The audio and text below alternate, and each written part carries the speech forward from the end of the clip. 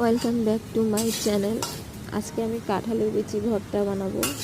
তো সেই জন্য আমি কাঁঠালের বিচিটাকে আগে ভালো মতো টেলে নিচ্ছি, কারণ কাঁঠালের বিচির ভর্তা বানানোর আগে কাঁঠালের বিচিটাকে টেলে নিতে হয়, একটু তেল ছাড়া কড়াই গরম করে একটু টেলে নিতে হয়। তো অনেকে আবার সেদ্ধ করেও করে, আমি তেলেই করি। এরপরে একটু কড়াই বসিয়ে তেল গরম করে সেখানে পেঁয়াজ আর রসুন আর কাঁচামরিচ আর একটু কালো জিরা ফ্লেভারের জন্য দিয়ে একটু নাড়াচাড়া করে নেব।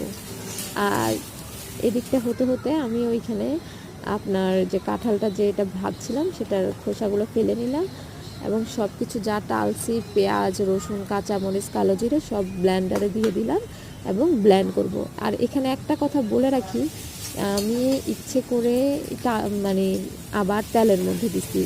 হ্যাঁ, একটু রসুন বাটা দিয়ে আবার তেলের মধ্যে দিচ্ছি। আপনার ইচ্ছা করলে সেটা করতে পারেন, আবার নাও করতে পারেন, এটা আপনাদের ইচ্ছা। আমি তেলের মধ্যে একটু তেলে নিয়েছি যাতে খেতে একটু স্বাদ লাগে সেজন্য।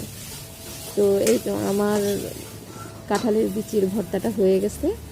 তো এরকম সুন্দর সুন্দর সহজ রেসিপি যদি দেখতে চান অবশ্যই আমার চ্যানেলটা সাবস্ক্রাইব করে রাখবেন, তাহলে আপনারা এই রান্নাগুলো দেখতে পারবেন।